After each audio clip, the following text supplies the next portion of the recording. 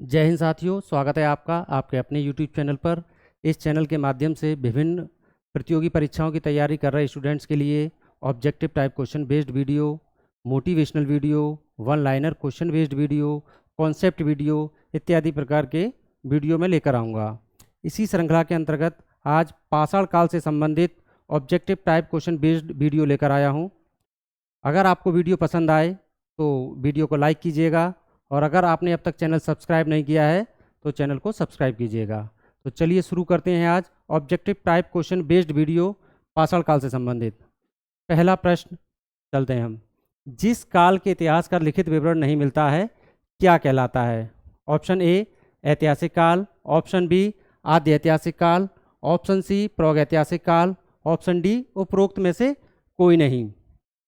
सामान्य रूप से इतिहास का त्रियुगी विभाजन किया गया है जिसमें प्रागैतिहासिक काल, आद्य ऐतिहासिक काल और ऐतिहासिक काल को रखा जाता है। अगर भारतीय इतिहास की बात की जाए तो प्रागैतिहासिक काल के तहत क्या लिखा जाता, प्रागैतिहासिक काल के तहत क्या रखा जाता है? पाषाण काल। हम किसकी बात कर रहे हैं? जिस काल के इतिहास का लिखित विवरण नहीं मिलता है।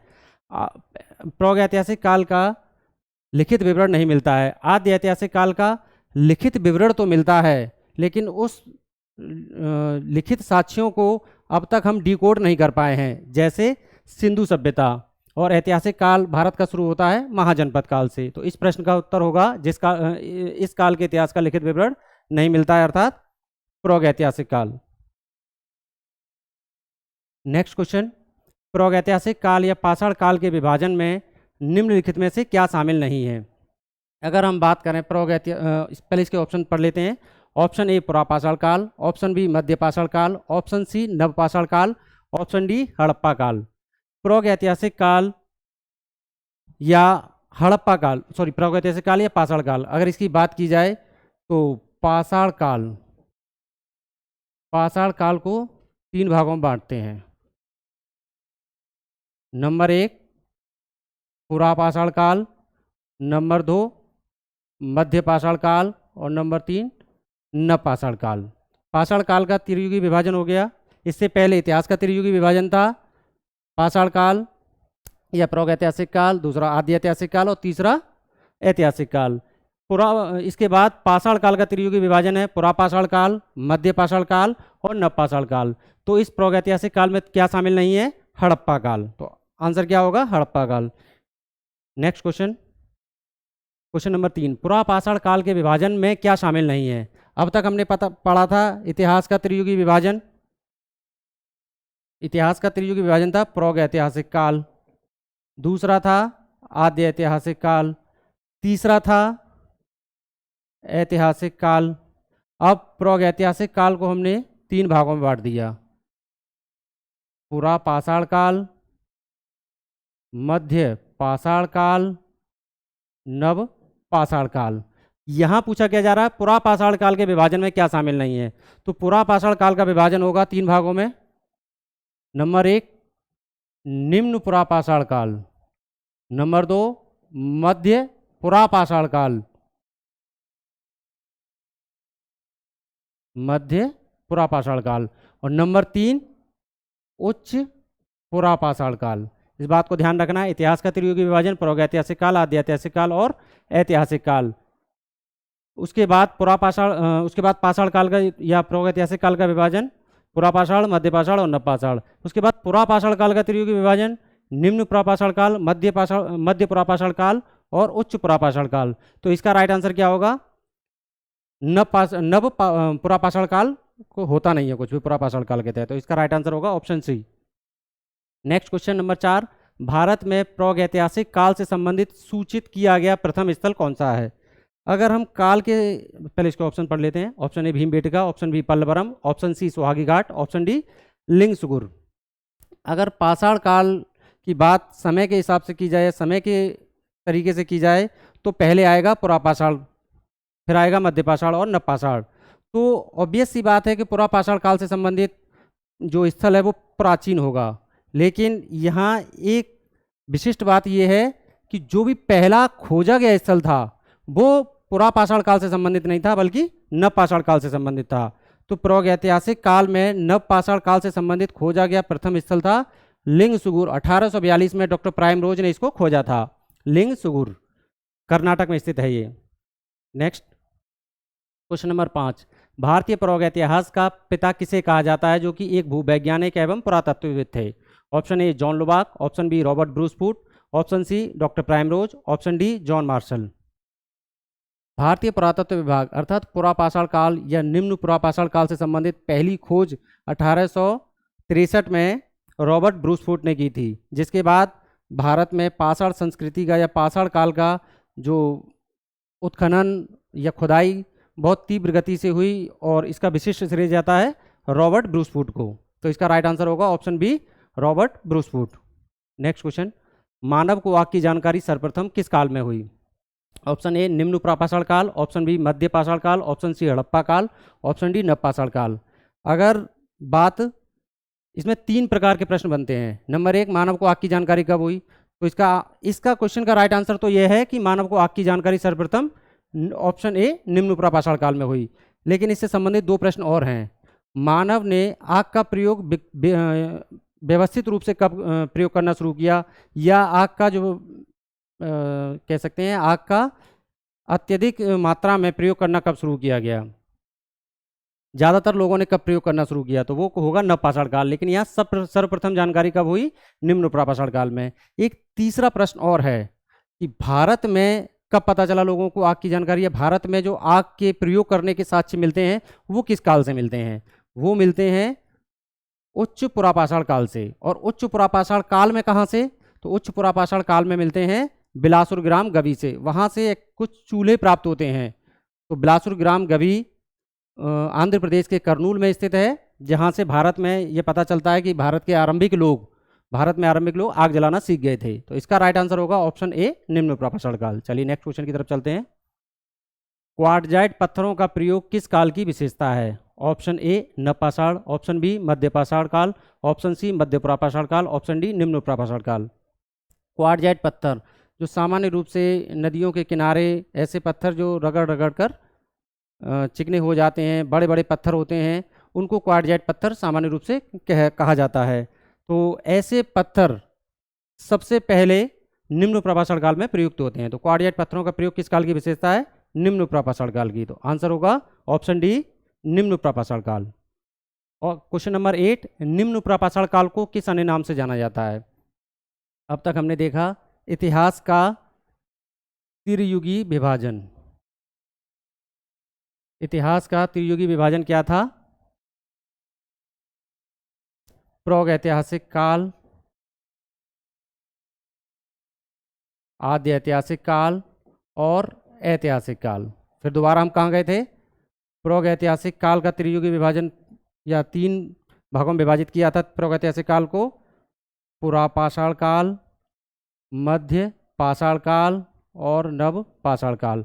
फिर हम पुरापाषाण काल को 3 भागों में बांटते हैं, निम्न पुरापाषाण काल, मध्य पुरापाषाण काल, उच्च पुरापाषाण काल। तो अब ये बात हम कहाँ की कर रहे हैं? निम्न प्रापाषाण काल की। तो निम्न प्रापाषाण काल को किस अन्य नाम से जाना जाता है? ऑप्शन ए चॉपर चापिंग पेबुल संस्कृति, ऑप्शन बी हैंड एक्स संस्कृति, ऑप्शन सी उपर्युक्त ए और बी दोनों, ऑप्शन डी उपर्युक्त में से कोई नहीं।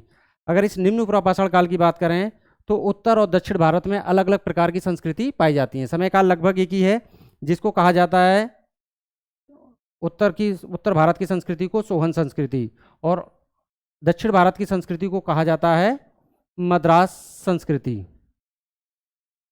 लेकिन यहाँ पर आपको ना तो सोहन संस्कृति दिखाई दे रहा है ना ही मद्रास संस्कृति। एक्चुअल में हैंड एक्स संस्कृति ही मद्रास संस्कृति है और सोहन संस्कृति ही चॉपर चापिंग पेबुल संस्कृति है।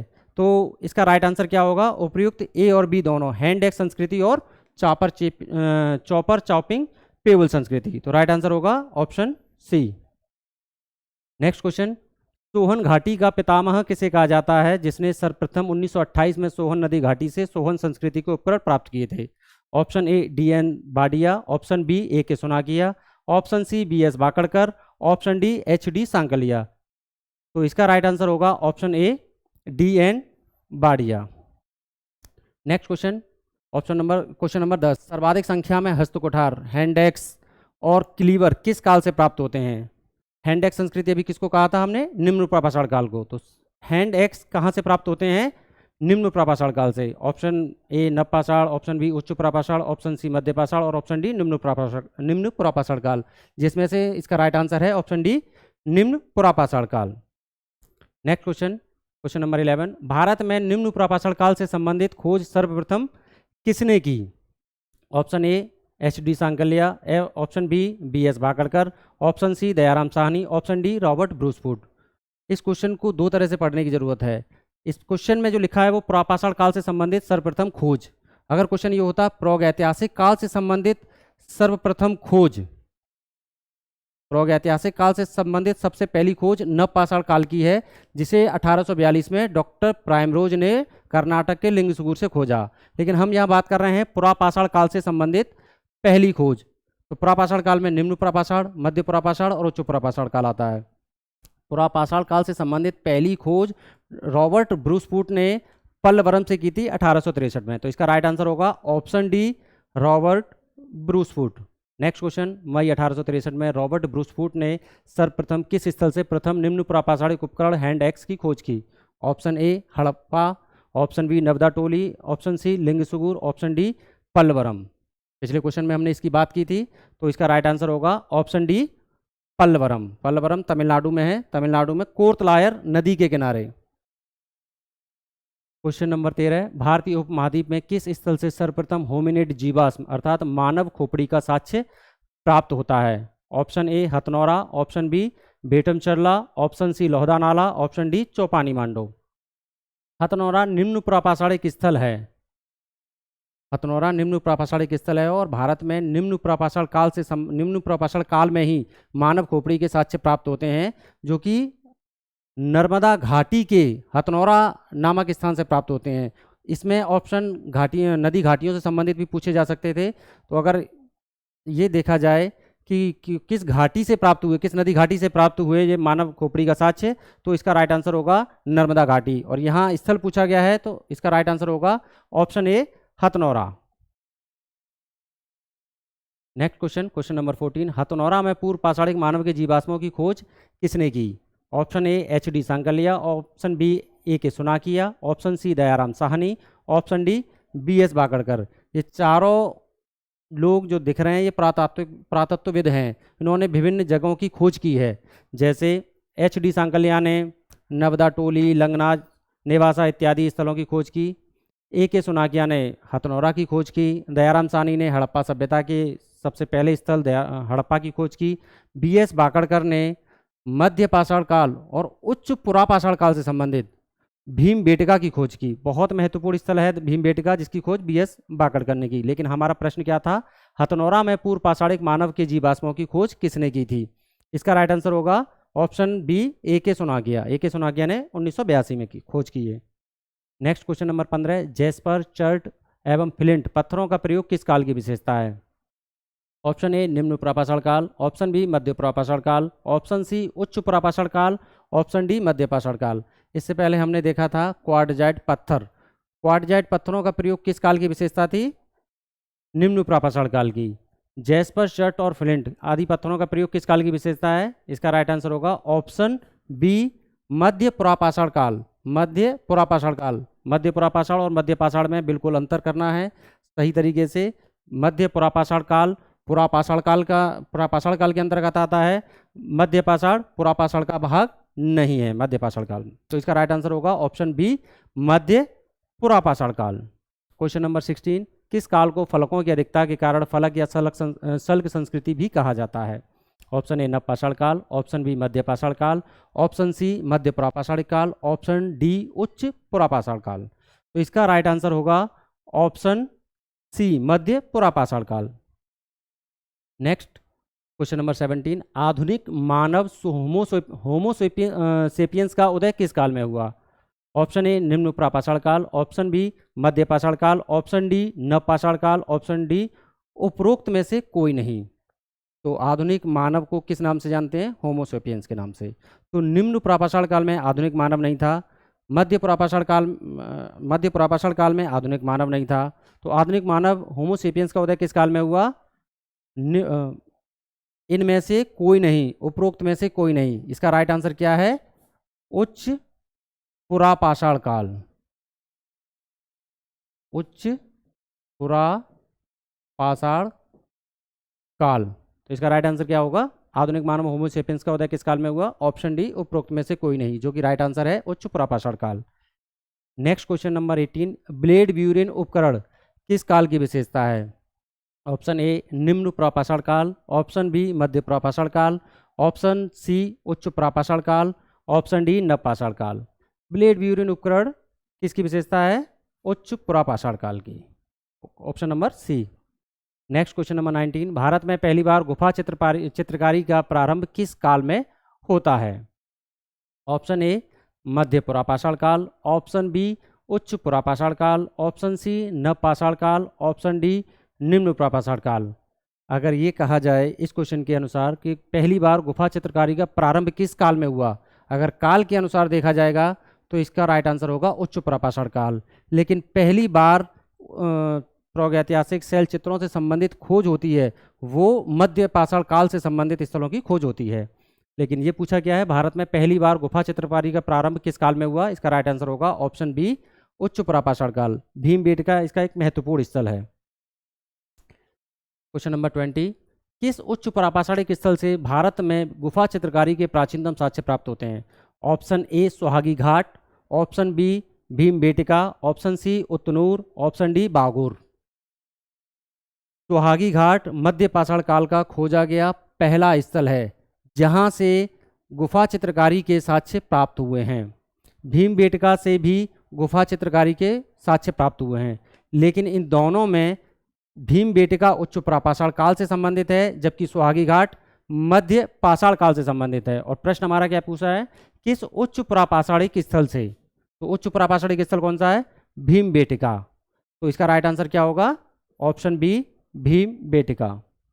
नेक्स्ट क्वेश्चन नंबर 21, भीमबेटका गुफा की खोज किसने की? Option A H D. Sankalia, option B Aurel Stein, option C Martin Wheeler, option D B S. Bakadkar. इसका राइट आंसर होगा 1957 में ऑप्शन डी बी.एस. बाकड़कर ने भीमबेटका गुफा की खोज की। भीमबेटका गुफा विश्व धरोहर स्थल सूची में भी शामिल है, 2003 में इसको शामिल किया गया था। नेक्स्ट क्वेश्चन नंबर 22, प्रसिद्ध भीमबेटका गुफाएं कहाँ स्थित हैं? भीमबेटका गुफाएं शैल चित्रों के लिए प्रसिद्ध हैं जो कि मध्य प्रदेश में स्थित हैं। इसके ऑप्शन पढ़ लेते हैं।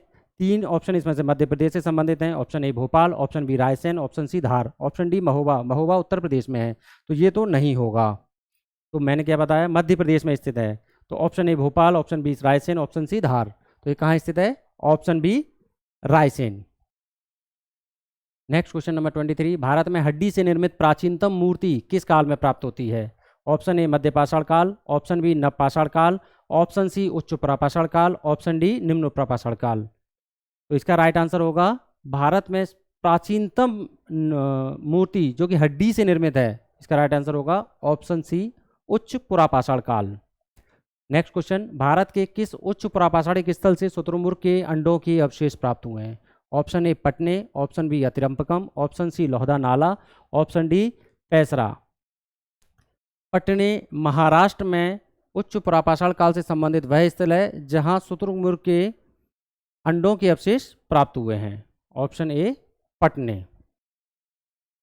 नेक्स्ट क्वेश्चन नंबर 25, किस उच्च पुरापाषाणिक स्थल से हड्डी सींग से बने औजार सर्वाधिक संख्या में प्राप्त हुए हैं? Option A Muchchatla Chintamani Gavi, option B Bilasur Gram Gavi, option C Bhimbetka गुफा, ऑप्शन डी उपरोक्त में से कोई नहीं। ये तीनों की तीनों उच्च पुरापाषाणिक स्थल हैं। मुच्छतल चिंतामणि गवी, गवी का अर्थ होता है गुफा। एक्चुअल में आंध्र प्रदेश में ये स्थल है मुच्छतल चिंतामणि गवी और बिलासुर ग्राम गवी, और तेलुगु भाषा में गवी का अर्थ होता है गुफा, इसलिए हमने इसको गवी यहाँ लिखा हुआ है। मुच्छतल चिंतामणि गवी वह स्थल है जहाँ से बड़ी संख्या में हड्डी सींग से बने औजार प्राप्त हुए हैं। तो इसका राइट आंसर होगा ऑप्शन ए मुच्छतल चिंतामणि गवी। लेकिन बिलासुर ग्राम गवी वह स्थल है जहाँ से प्राचीनतम चूल्हे प्राप्त होते हैं, जिसके बारे में हम ये कह सकते हैं कि भारत में सबसे पहले आग जलाना लोग सीख गए थे। इसके साक्ष्य हमें कहाँ से प्राप्त होता है, तो ये वही जगह है बिलासपुर ग्राम गवी। और ये क्वेश्चन दूसरे तरीके से भी आ सकता है, इसके एक्चुअल लोकेशन भी आ सकती है कि आंध्र प्रदेश के किस स्थल से सर्वाधिक संख्या में उच्च प्रापाषाणिक काल के हड्डी सींग से निर्मित औजार प्राप्त होते हैं। तो इसका राइट आंसर ये भी हो सकता है ऑप्शन में बेटम चरला। ये मुच्छतल चिंतामणि गवी कहाँ स्थित है, बेटम चरला में। और बिलासपुर ग्राम गवी कहाँ स्थित है, करनूल में। दोनों आंध्र प्रदेश में है। और भीमबेटका गुफा तो आपको पता ही है, मध्य प्रदेश के रायसेन में स्थित है। नेक्स्ट क्वेश्चन नंबर 26, किस उच्च प्रापाषाणिक स्थल से राख के अवशेष प्राप्त हुए हैं जिससे यह स्पष्ट होता है कि भारत में आरंभिक लोग आग जलाना सीख गए थे। Option A Betam Charla, option B Kurnool, option C Bhimbetka गुफा, ऑप्शन डी उपरोक्त में से कोई नहीं। तो इसका राइट आंसर क्या होगा, ऑप्शन बी बिलासपुर ग्राम गवी या Kurnool. Right answer option B Kurnool. Next question number 27, लघु पाषाण उपकरण किस काल की विशेषता है, अर्थात किस काल के पाषाण औजार आमतौर पर बहुत छोटे होते थे। ऑप्शन ए नव पाषाण काल, ऑप्शन बी मध्य पाषाण काल, ऑप्शन सी उच्च प्रापाषाण काल, ऑप्शन डी निम्न प्रापाषाण काल। मध्य पाषाण काल को हम सामान्य रूप से माइक्रोलिथ भी कहते हैं। माइक्रोलिथ कहने का इसका कारण ये है कि पत्थर के औजार बहुत छोटे बने होते थे। तो इसका राइट आंसर क्या होगा, ऑप्शन बी मध्य पाषाण काल। क्वेश्चन इस तरह से भी आता है कि माइक्रोलिथ किस काल की विशेषता है, तो राइट आंसर होता है मध्य पाषाण काल। नेक्स्ट क्वेश्चन नंबर 28, किस काल में मानव ने सर्वप्रथम पशुपालन आरंभ किया। ऑप्शन ए उच्च प्रापाषाण काल, ऑप्शन बी हड़प्पा काल, ऑप्शन सी मध्य पाषाण काल, ऑप्शन डी नव पाषाण काल।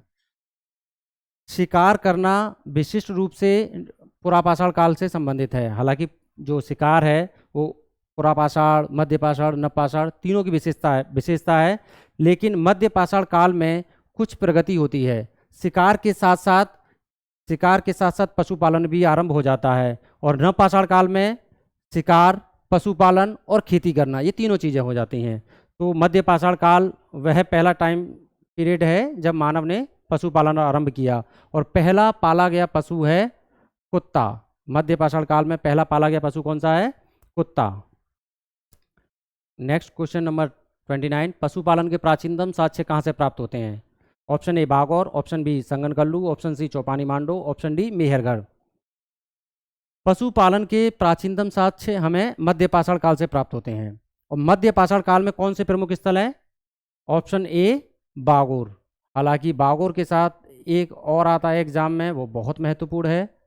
इसके अलावा बागौर के साथ साथ आदमगढ़, बागौर कहाँ है, राजस्थान में, और आदमगढ़ कहाँ है, मध्य प्रदेश में। संगनकल्लू नव पाषाण काल से संबंधित, चौपानी मांडो मध्य पाषाण और नव पाषाण दोनों से संबंधित, हालांकि उच्च प्रापाषाण से भी है। मेहरगढ़ नव पाषाण काल से संबंधित है। नेक्स्ट क्वेश्चन नंबर 30, मध्य पाषाण काल में मानव द्वारा पाला गया प्रथम पालतू पशु कौन सा था। ऑप्शन ए गाय, ऑप्शन बी घोड़ा, ऑप्शन सी भेड़, ऑप्शन डी कुत्ता। इसका राइट आंसर होगा ऑप्शन बी घोड़ा। गाय के साक्ष्य तो हमें वैदिक काल से पहले मिलेंगे ही नहीं। इवन सिंधु सभ्यता में भी ना तो गाय के कोई साक्ष्य प्राप्त नहीं होंगे, ना तो मोहरों पर और ना ही कोई अवशेष। तो इसका राइट आंसर होगा ऑप्शन डी कुत्ता। इसका राइट आंसर ऑप्शन डी कुत्ता। मध्य पाषाण काल में पहला पाला गया पशु कुत्ता, option D. Next question, Bharat में मानव अस्थिपंजर सर्वप्रथम किस काल में प्राप्त होते हैं। ऑप्शन ए नव पाषाण, ऑप्शन बी मध्य पाषाण, ऑप्शन सी हड़प्पा काल, ऑप्शन डी वैदिक काल। तो भारत में मानव अस्थिपंजर सर्वप्रथम किस काल से प्राप्त होते हैं, मध्य पाषाण काल से। मध्य पाषाण काल में दो प्रमुख जगह हैं जहां से मानव अस्थिपंजर प्राप्त होते हैं, एक महदहा और एक सराय नहर, जिसमें सबसे महत्वपूर्ण महदहा है। फिलहाल पूछा क्या है, भारत में मानव अस्थिपंजर सर्वप्रथम किस काल में प्राप्त होते हैं, ऑप्शन बी मध्य पाषाण काल। नेक्स्ट क्वेश्चन नंबर 32, मध्य पाषाण काल के मानव के अस्थिपंजर का सबसे पहले अवशेष कहाँ से प्राप्त होता है। Option A Mahadaha, option B Jalahalli, option C Paisra, option D Chopani Mando. तो इसका राइट आंसर होगा ऑप्शन ए महदहा। महदहा कहाँ है, उत्तर प्रदेश। उत्तर प्रदेश का प्रमुख मध्य पाषाणिक स्थल महदहा और सराय नहर है। अगर सराय नहर होता तो वो भी इसमें राइट आंसर हो सकता था, लेकिन ऑप्शन इसमें क्या है, सिर्फ और सिर्फ महदहा। नेक्स्ट क्वेश्चन, शवों को दफनाने की प्रथा अर्थात अंतिम संस्कार प्रथा की शुरुआत किस काल में हुई? ऑप्शन ए नवपाषाण, ऑप्शन बी उत्तर वैदिक काल, ऑप्शन सी मध्य पाषाण काल, ऑप्शन डी उच्च सुप्रापाषाण काल। इसका राइट आंसर होगा ऑप्शन सी मध्य पाषाण काल। नेक्स्ट क्वेश्चन नंबर 34, भारत में मध्य पाषाण काल से संबंधित पुरातात्विक खोज सबसे पहले किसने की? इसमें हम पहले तो इसके ऑप्शन पढ़ लेते हैं। Option A C L Carlyle, option B John Harder Westropp, option C John Lubbock, option D Primrose रोज। प्राग ऐतिहासिक काल के तीनों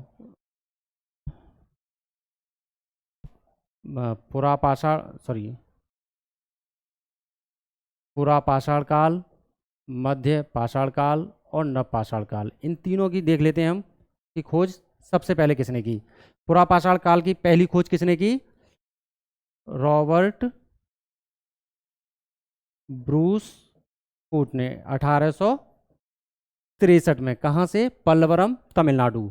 मध्य पाषाण काल से संबंधित पहली खोज किसने की? सुहागी घाट, मध्य प्रदेश में है ये। और खोज किसने की थी?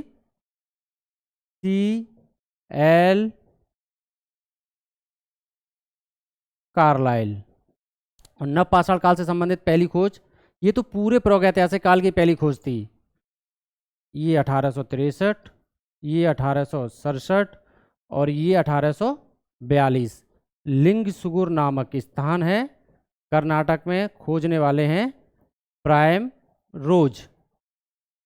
तो इसका राइट आंसर क्या होगा? मध्य पाषाण काल से संबंधित पुरातात्विक खोज सर्वप्रथम किसने की? सी एल कार्लाइल ने 1867 में। नेक्स्ट क्वेश्चन नंबर 35, भारत में मध्य पाषाण काल से संबंधित पुरातात्विक खोज सर्वप्रथम कहाँ हुई? Option A Pallavaram, option B Lingsugur, option C Harappa, option D Suhagi Ghat. तो पल्लवरम निम्न प्रापाषाण काल, लिंगसुगुर नवपाषाण काल, सुहागी घाट मध्य पाषाण काल। तो इसका राइट आंसर होगा ऑप्शन डी मध्य पाषाण काल का सुहागी घाट। नेक्स्ट क्वेश्चन नंबर 36, आभूषणों से युक्त मध्य पाषाणिक मानव समाधियां कहाँ से प्राप्त हुई हैं? Option A Jalahalli, option B Chopani Mando, option C Birbhanpur, option D Mahadaha. इसका राइट आंसर होगा मध्य पाषाण काल का सबसे महत्वपूर्ण स्थलों में से एक महदहा। क्वेश्चन नंबर 37, किस मध्य पाषाणिक स्थल से एक ही कब्र से 3 मानव कंकाल के साक्ष्य प्राप्त होते हैं? एक दो बार क्वेश्चन आया हुआ है ये, अच्छा खासा प्रश्न है ये। Option A Adamgarh, option B Damdama, option C Sarai Nahar, option D Chopani Mando. तो इसका राइट आंसर होगा उत्तर प्रदेश में स्थित प्रमुख मध्य पाषाणिक स्थल दमदमा। नेक्स्ट क्वेश्चन नंबर 38, किस मध्य पाषाणिक स्थल से 41 मानव समाधान प्राप्त हुए हैं? Option A Damdama, option B Paisra, option C Langhnaj, option D Bagor. तो इसका राइट आंसर होगा उत्तर प्रदेश में स्थित दमदमा, जहां से एक ही कब्र से 3 मानव कंकाल भी प्राप्त हुए थे। नेक्स्ट क्वेश्चन नंबर 39, किस मध्य पाषाणिक स्थल से वन्य धान अर्थात जंगली चावल के साक्ष्य प्राप्त होते हैं? Option A Mehrgarh, option B Koopgal, option C Koldihwa, option D Chopani Mando. इसका राइट आंसर तो होगा ऑप्शन डी चौपानी मांडो। चौपानी मांडो 2 मामलों में बहुत महत्वपूर्ण स्थल है। इसको इस तरह से समझने की कोशिश कीजिए चौपानी मांडो को, कि चौपानी मांडो का नाम आसानी से याद हो जाएगा। सबसे पहली बात, अगर आप देख रहे होंगे ये है जंगली चावल, और आपको ये पता होना चाहिए, या नहीं भी पता है तो आगे पता चल जाएगा। खाद्यान्नों की कृषि या खेती का आरंभ सबसे पहले कब होता है? नवपाषाण काल में। खेती करना कब सीखता है व्यक्ति? नवपाषाण काल में। लेकिन यहाँ चावल कैसा है? जंगली, स्वतः उत्पन्न हुआ है चावल, मानव द्वारा उगाया नहीं गया है, इसलिए इसको क्या कहा गया है? जंगली चावल, जो कि चौपानी मांडो से प्राप्त होता है। नवपाषाण काल में विशिष्ट बात क्या है? खाद्यान्नों का आरंभ। दूसरी विशिष्ट बात है चाक का आविष्कार। चाक का आविष्कार अगर होगा तो इससे क्या बनेंगे? बर्तन। चाक के आविष्कार से क्या होगा? बर्तन बनाने की शुरुआत होगी, मृद भांडों की शुरुआत होगी। लेकिन मृद भांड पहली बार भारत में कहाँ से दिखाई देते हैं? चौपानी मांडो से ही। मध्य पाषाण काल में भी मृद भांड दिखाई दे जाते हैं। पहिए का आविष्कार या चाक का आविष्कार भले ही नवपाषाण काल में हो, लेकिन हाथ से निर्मित मृद भांड मध्य पाषाण काल के चौपानी मांडो से प्राप्त हो जाते हैं। तो 2 मामलों में बहुत महत्वपूर्ण और अलग बात है चौपानी मांडो के लिए कि खाद्यान्नों की कृषि भले ही नवपाषाण काल में आरंभ हुई हो, लेकिन जंगली चावल के साथ सबसे पहले कहाँ से प्राप्त होते हैं? चौपानी मांडू से, जो कि मध्यपाषाण काल के हैं। ऐसे ही बर्तन बनाने की कला की शुरुआत नवपाषाण काल में होती है, लेकिन वो पहिए से शुरुआत होती है। नवपाषाण काल में विकास होता है और अच्छी खासी संख्या में उत्तरोत्तर वृद्धि होती है, या ये कहें कि बर्तन बनाने की जो सामान्य रूप से कला की शुरुआत होती है वो भी नवपाषाण काल में होती है, लेकिन हाथ से निर्मित बर्तन किस काल में मिलते हैं? मध्यपाषाण काल में। और वो स्थल कौन सा है? चौपानी मांडो। तो इसका राइट आंसर होगा जंगली चावल के साथ ऑप्शन डी, चौपानी मांडो।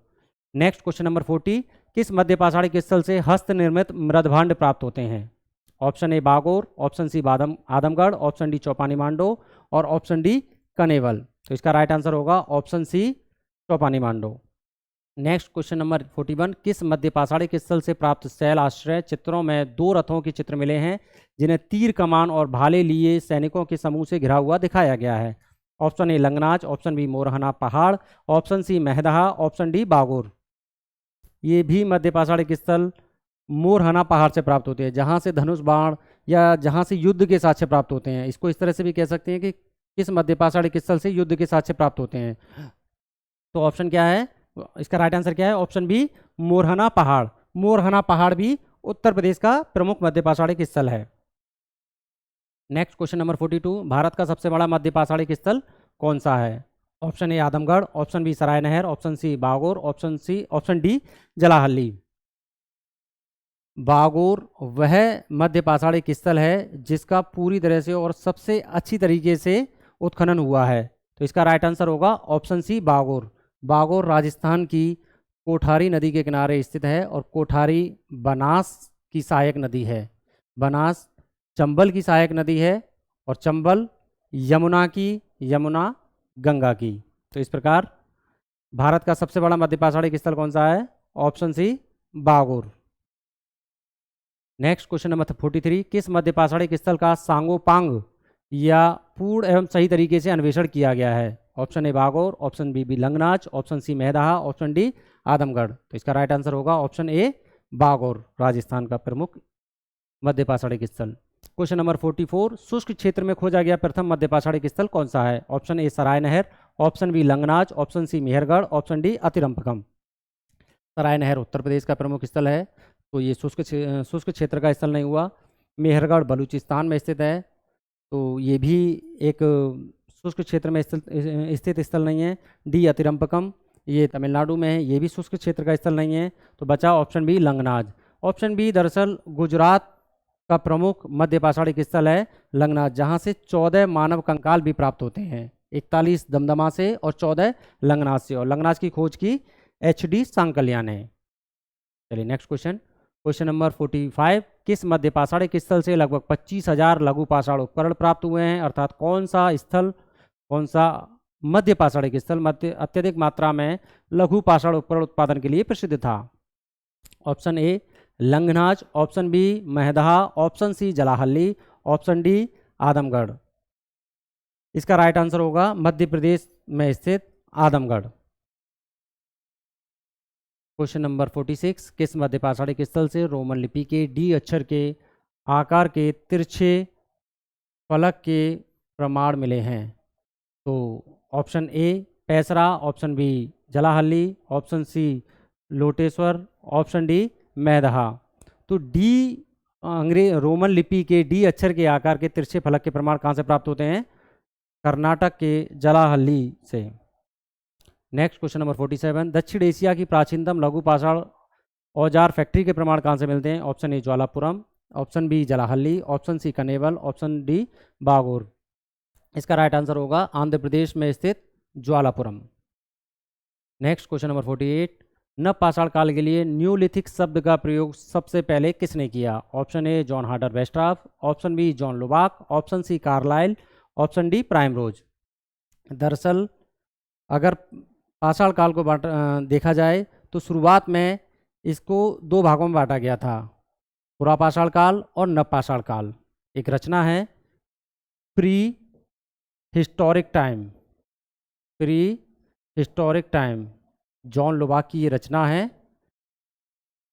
जॉन लुबाक की ये महत्वपूर्ण रचना है। जॉन लुबाक ने न्यूलिथिक शब्द का प्रयोग सबसे पहले किया, साथ ही साथ पैलियोलिथिक अर्थात पुरापाषाण शब्द का पहली बार प्रयोग किया। लेकिन मध्य पाषाण काल के लिए मेसोलिथिक शब्द का प्रयोग सबसे पहले जॉन हार्डर वेस्ट्राफ ने किया था। तो तीनों ही हैं, पैलियोलिथिक शब्द का प्रयोग जॉन लुबाक, नव पाषाण काल के लिए न्यूलिथिक शब्द का प्रयोग जॉन लुबाक, और जॉन हार्डर वेस्ट्राफ ने मध्य पाषाण काल के लिए मेसोलिथिक शब्द का प्रयोग किया। यहाँ पूछा है न्यूलिथिक, तो इसका राइट आंसर होगा ऑप्शन बी जॉन लुबाक। इसकी रचना भी महत्वपूर्ण है, इसको देख लीजिए, pre historic times. Next question, question number 49, गर्त अधिवास किस काल की विशेषता है, अर्थात गड्ढे में बने हुए आवास किस काल की विशेषता है। ऑप्शन ए निम्न प्रापाषाण काल, ऑप्शन बी मध्य प्रापाषाण काल, ऑप्शन सी उच्च प्रापाषाण काल, ऑप्शन डी नवपाषाण काल। तो गर्त आवास सामान्य रूप से भारत के किस स्थल से प्राप्त हुए हैं नवपाषाण काल में, तो ये स्थल है कश्मीर के बुर्जहोम और गुफकराल। तो इसका राइट आंसर होगा ऑप्शन डी नवपाषाण काल।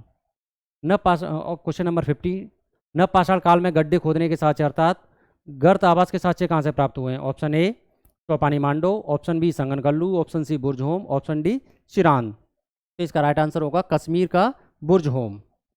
हालांकि कश्मीर में एक जगह और है जिसका नाम है गुफकराल, वहाँ से भी गर्त आवास के साक्ष्य प्राप्त होते हैं।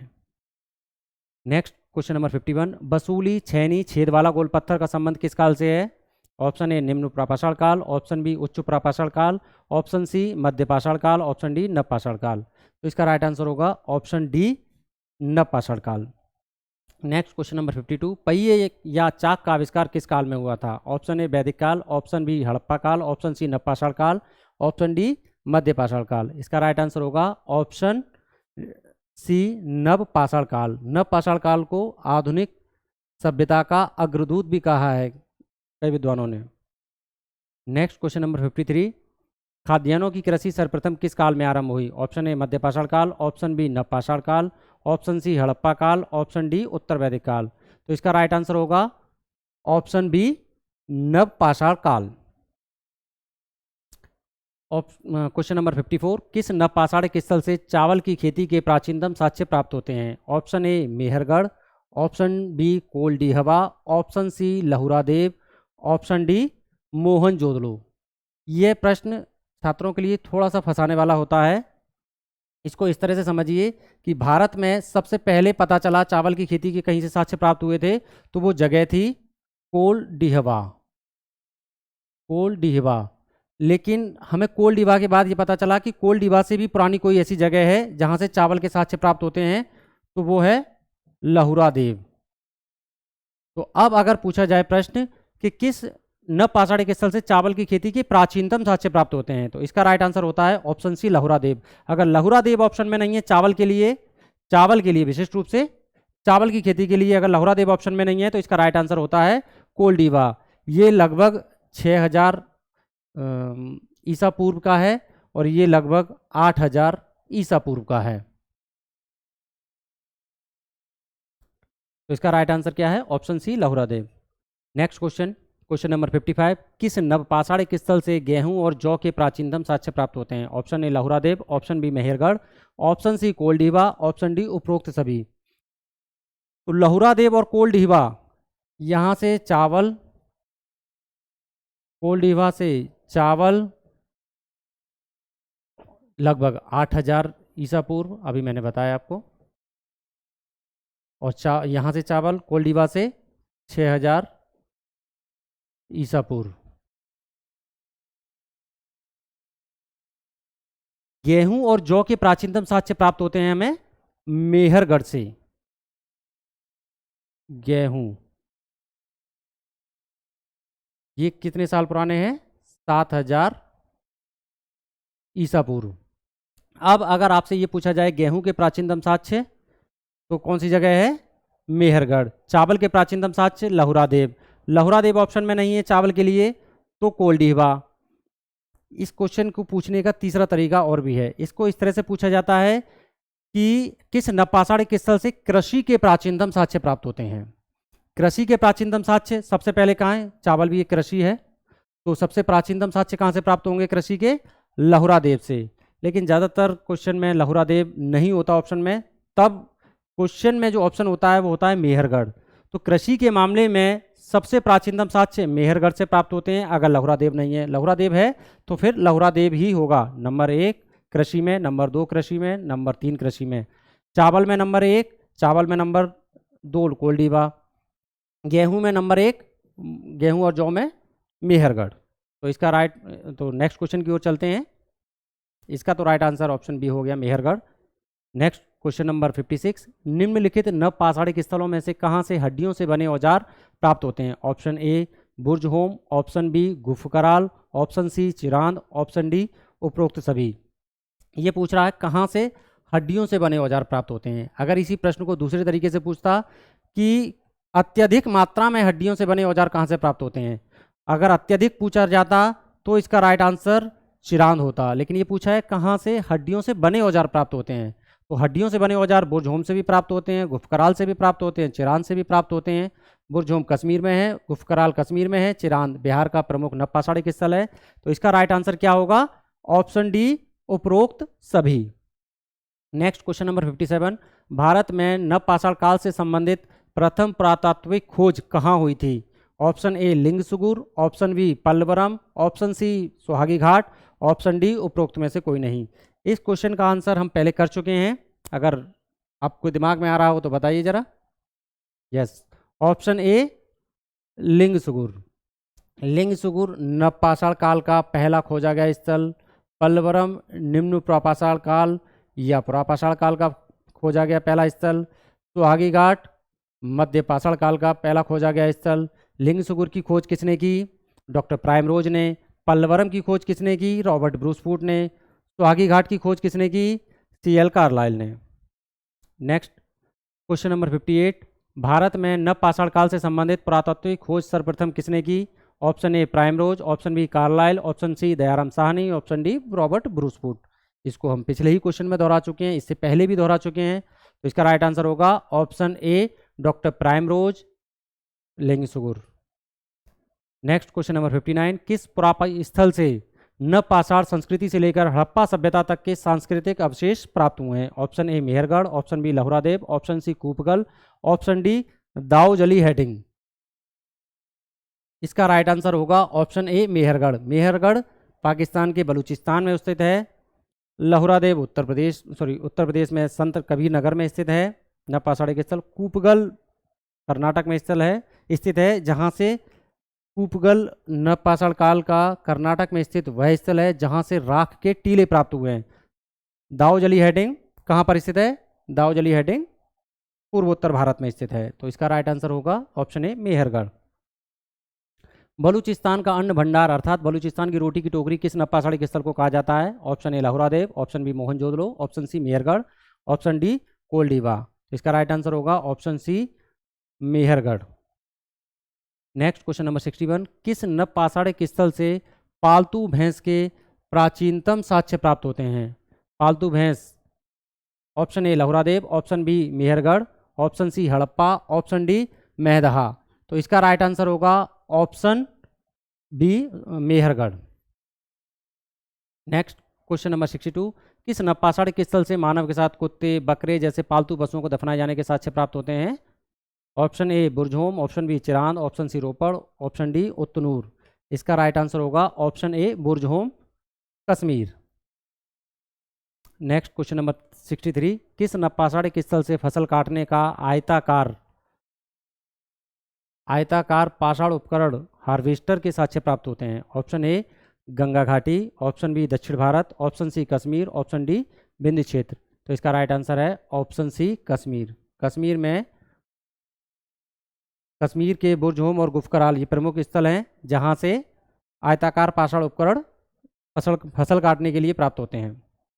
नेक्स्ट क्वेश्चन नंबर 64, किस नवपाषाणिक स्थल से हड्डी से निर्मित सुई अर्थात वस्त्र सिलने की विधि के साक्ष्य प्राप्त होते हैं? Option A Mehgarha, option B Bagor, option C Gufkral, option D Chopani Mando. तो इसका राइट आंसर होगा कश्मीर में स्थित गुफकराल। गुफकराल का अर्थ होता है कुम्हार की गुफा। Next question number 65, Uttar Pradesh के किस नवपाषाणिक स्थल से मवेशी के खुरों एवं खूंटों के निशानों से युक्त पशु बाड़ा के साक्ष्य प्राप्त होते हैं?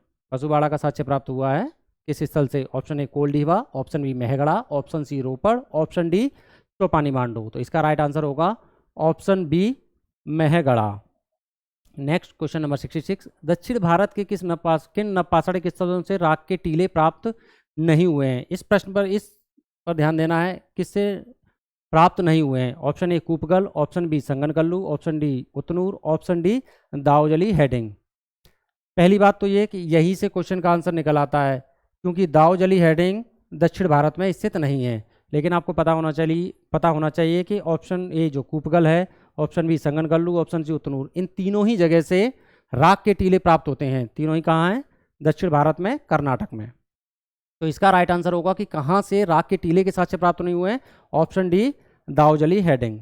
नेक्स्ट क्वेश्चन नंबर 67, सुपारी का साक्ष्य किस नपाषाढ़ स्थल से प्राप्त हुआ है? Option A Budihal, option B Batgal, option C कूपगल, option D Sarutaru. तो इसका राइट आंसर होगा ऑप्शन बी बाटगल। कर्नाटक के बाटगल में, कर्नाटक का नपाषाढ़ स्थल है बाटगल। यहाँ से राख के माफ़ कीजिए, यहाँ से सुपारी का साक्ष्य प्राप्त होता है, कूपगल से राख का साक्ष्य, और बुधिहल वह जगह है जहाँ से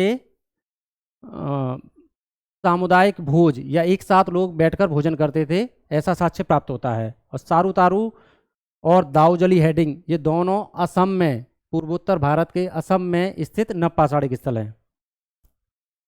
क्वेश्चन नंबर 68, भारतीय प्रागैतिहासिक का टेक्स्ट बुक किसे कहा जाता है? ऑप्शन ए कैमूर घाटी, ऑप्शन बी सोहन घाटी, ऑप्शन सी बेलन घाटी।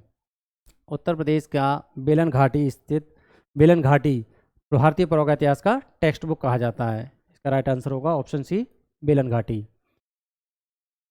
क्वेश्चन नंबर 69, निम्नलिखित में से कौन सा प्रागैतिहासिक स्थल नहीं है? Option A Burzahom, option B Nevasa, option C Brahmagiri, option D Kaushambi. यहाँ प्रागैतिहासिक काल से संबंधित, प्रागैतिहासिक स्थल से का अर्थ है पुरापाषाण, मध्यपाषाण या नवपाषाण काल। इन तीनों में से किसी न किसी काल से संबंधित रहा हो वह स्थल। तो बुर्जहोम नवपाषाण काल का स्थल है, नेवासा मध्य पुरापाषाण काल से संबंधित स्थित है, ऑप्शन सी जो ब्रह्मगिरी है ये नवपाषाण काल से संबंधित स्थित है, इस नवपाषाण काल से संबंधित है। लेकिन ऑप्शन डी ये दरअसल बौद्ध धर्म या कह सकते हैं बौद्ध धर्म से पहले ये स्थल, या जैन धर्म और बौद्ध धर्म से पहले इसके बारे में कोई साक्ष्य प्राप्त नहीं होते, इसकी जानकारी प्राप्त नहीं होती है। महाजनपद काल से तो इसका महत्व बढ़ ही जाता है, क्योंकि ये वत्स महाजनपद की एक राजधानी थी। 16 महाजनपद आप पढ़ेंगे आगे, तो 16 महाजनपदों में से एक महत्वपूर्ण महाजनपद है वत्स, उसकी राजधानी कौसाम्बी है। तो कौसाम्बी प्रागैतिहासिक स्थल नहीं है, बाकी बुर्जहोम, नेवासा, ब्रह्मगिरी ये सब प्रागैतिहासिक स्थल हैं।